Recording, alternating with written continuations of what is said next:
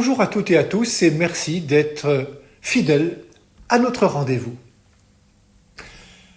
Jésus est allé à la rencontre des foules, accompagné de ses disciples, pour leur parler en parabole. Le voilà de retour chez les siens vers Nazareth, le lieu où il passa près de 30 années.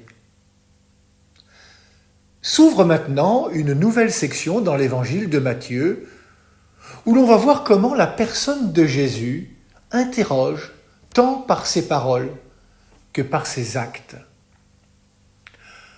On croit le connaître, mais comme l'écrit l'évangéliste Jean, « Au milieu de vous se tient quelqu'un que vous ne connaissez pas. »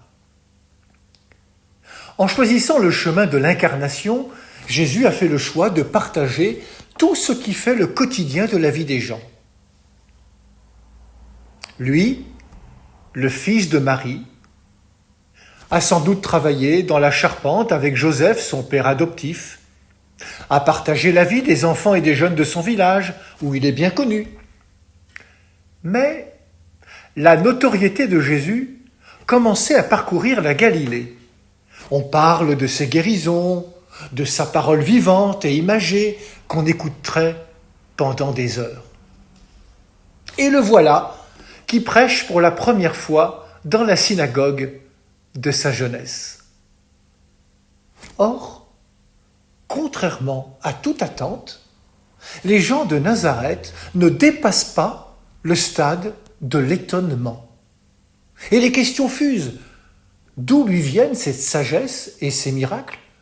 N'est-il pas le fils du charpentier ?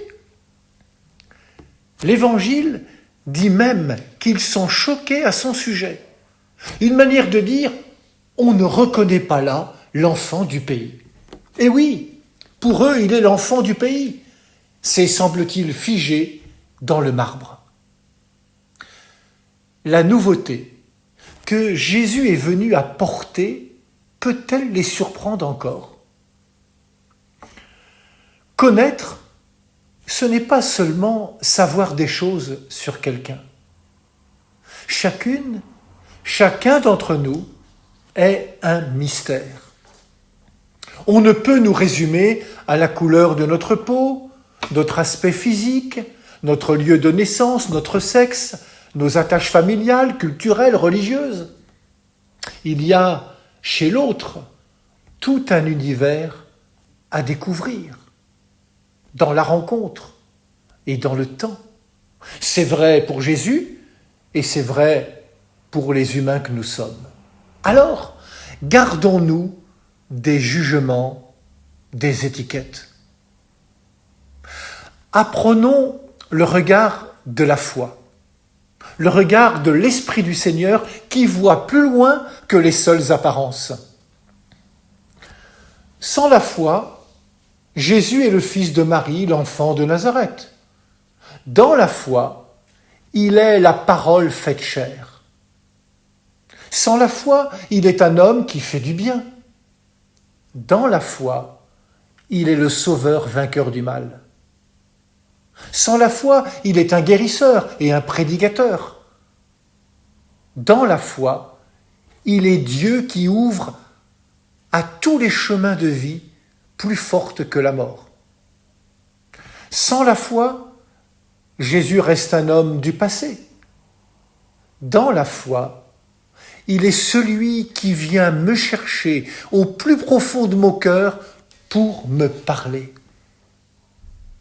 Plutôt que de rester figé dans nos connaissances, nos habitudes, nos certitudes, laissons-nous mener par l'Esprit sur les chemins de la justice. Le vent de Dieu qui nous a pris fera de nous des femmes et des hommes libres, capables de répondre au Dieu de la vie et de la joie. Oui, Seigneur, tu sais bien que je t'aime. Bonne journée à toutes et à tous.